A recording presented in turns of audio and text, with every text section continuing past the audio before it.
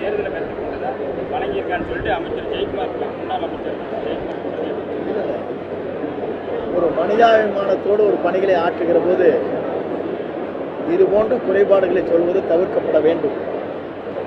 ஏன் அவங்க ஆட்சியில் இருக்கலன்னா பணிகள் எல்லாத்தையும் நிரப்பிட்டாங்களா? இல்லை கருணை அடிப்படையில் இருங்க. கருணை அடிப்படையில் வேறு.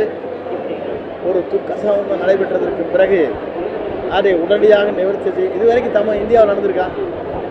41 பேர் டெத்து பொதுக்கூட்டத்தில். அதுக்கு யார் காரணம்? அங்கே இருக்கிற காவல்துறை சரியான இடத்தை வழங்கி இருக்க வேண்டும். மக்கள் இது போன்ற நிலை ஏற்படுகிற போது ஒரே நேரத்தில் எல்லோரும் அங்கிருந்து அப்புறப்படுத்துவதற்கான பணிகள் நிறைவேற்றப்பட்டிருக்கும். சீக்கிரம் அங்கிருந்து வெளியே போயிருக்கும். இதெல்லாம் செய்யாத கடமையை நாங்கள் செஞ்சிட்ருக்கிறோம்.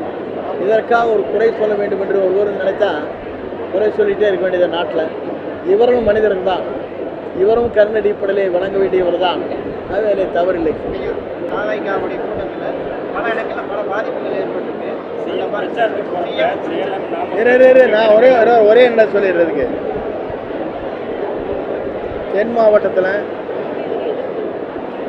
நம்ம ஸ்டெர்லைட் ஆலையில் தூத்துக்குடியில் உயிரிழந்தாங்கல்ல, அவங்க அந்த கருணை அடிப்படையில் அப்பயே அந்த கவர்மெண்ட் கொடுத்தாங்க இல்லையா? அப்போ யாரும் நீ கேட்கல? அதுக்கு பின்னால் பெண்டிங் எத்தனை பேர் இருப்பாங்க? லட்சக்கணக்கான பேர் இருப்பாங்க கருணை அடிப்படையில். ஏன் கொடுத்து நீ கேட்டிங்களா? நான் கேட்டதை உங்கள் டிவி நிறுத்தி கொடுவார. அதனால் யாரும் கேட்கல. நாங்கள் உங்களுக்கு சாஃப்டாக இருக்கிறோம்.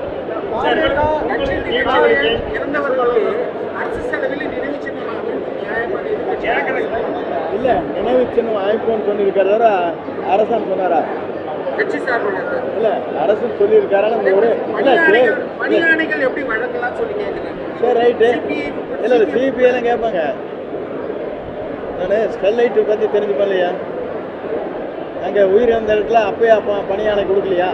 அது எத்தனை பேர் கருணை அடிப்படையில் இருந்திருக்காங்க? அதை ஓவர்லுக் பண்ணி கொடுக்கலையான்னு கேட்டாங்க. கொடுத்தாங்களே இல்லையா? கட்சி நிகழ்ச்சி இல்லை, அது வேறுங்க. போராட்டம் ஒன்று தான். கட்சியில் வர கூட்டங்கள், பொதுக்கூட்டம், அது என்ன சும்மா நடத்தல.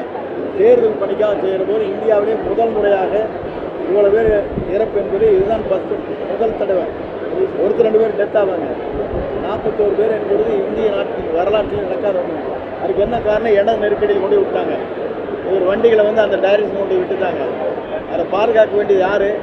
ப்ரீவியஸ் கவர்மெண்ட் தானே பண்ணியிருக்கோம். இது கோர்ட்டில் கேஸ் நடக்காது. அதனால் கொஞ்சம் நம்பராக சிபிஐ கேஸ் இருக்குது தலைவா.